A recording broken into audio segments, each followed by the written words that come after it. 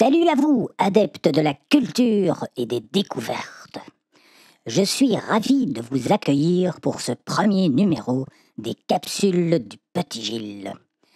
Alors, je ne sais pas si vous avez remarqué, mais j'ai eu droit à un tout nouveau décor spécialement conçu pour la présentation de cette émission culturelle qui a pour vocation la transmission de...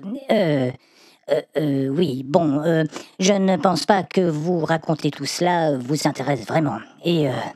Bien, passons donc au sujet que nous allons aborder aujourd'hui.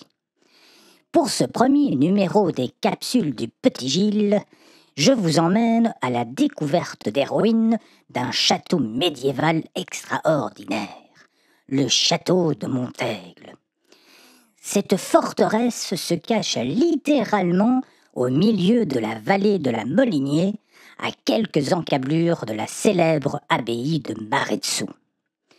Pour s'y rendre, j'ai choisi de prendre la vallée dans le sens du cours de l'eau de la rivière, en partant du village de Donay, à 8 km à l'est de la ville de Métais, pour prendre la direction de la commune d'Anhé, là où la Molinier se jette dans la Meuse.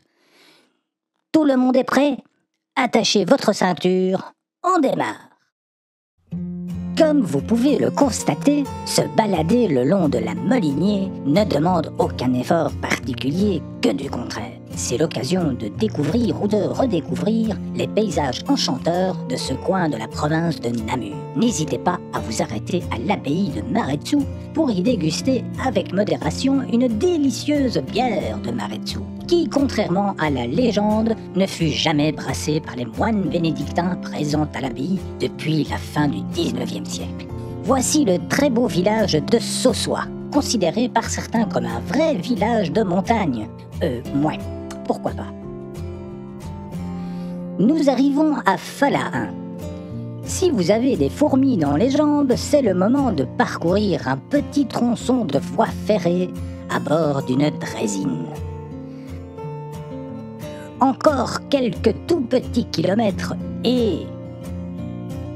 voici notre récompense.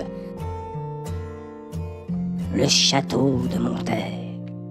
Situé au confluent de la Molinier et du Flavion, le château de Montaigle se dresse sur un éperon rocheux, escarpé, qui fut occupé par une petite garnison militaire à la fin de l'époque romaine.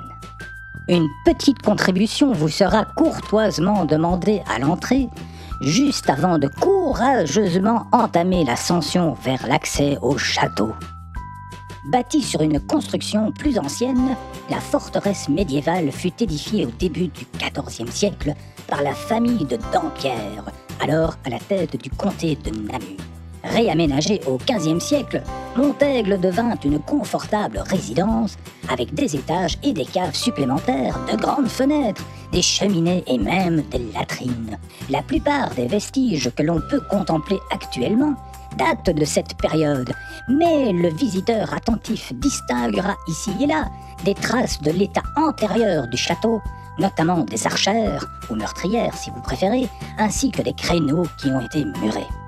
La cour, qui n'est déblayée qu'en partie, était bordée de bâtiments à fonction domestique. La maison du potier, les écuries, des granges, des ateliers. On peut même admirer les vestiges d'un four qui servait à la cuisson des pains, des pâtés et autres rôtis. Sous la surveillance d'un troubadour, nous découvrons la réplique d'une bricole. Cette pièce d'artillerie, apparue au XIIe siècle, pouvait projeter un boulet de 10 à 30 kilos par minute. C'est cet engin qui est à l'origine de l'expression « s'attirer des bricoles ». Au pied de l'escalier menant au donjon s'ouvrent 2 longues salles voûtées qui devaient servir probablement d'entrepôt. Un peu de courage, que diable! Pas question de manquer la partie haute du château. Cette partie haute des ruines est dominée par la tour de guet ainsi que par la tour du donjon, qui servait probablement de cuisine, comme le laissent supposer les vestiges de four que l'on a retrouvés.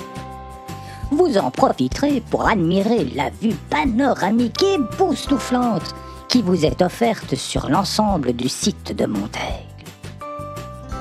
Une autre curiosité amusante, à ne pas manquer, c'est le puits. Autrefois englobé dans un petit bâtiment et entièrement maçonné, il a une profondeur de 33 mètres. Allô? Allô? Ici le petit Gilles? Vous m'entendez? Comme vous pouvez le constater, son écho répète remarquablement la voix, ainsi que l'a écrit Victor Hugo himself. Abandonné sur ordre de Charles Quint en 1554 et ayant perdu de son intérêt stratégique, le château fut livré aux lierres dévastateurs, aux intempéries, aux corneilles et même aux fantômes des contes et légendes d'autrefois.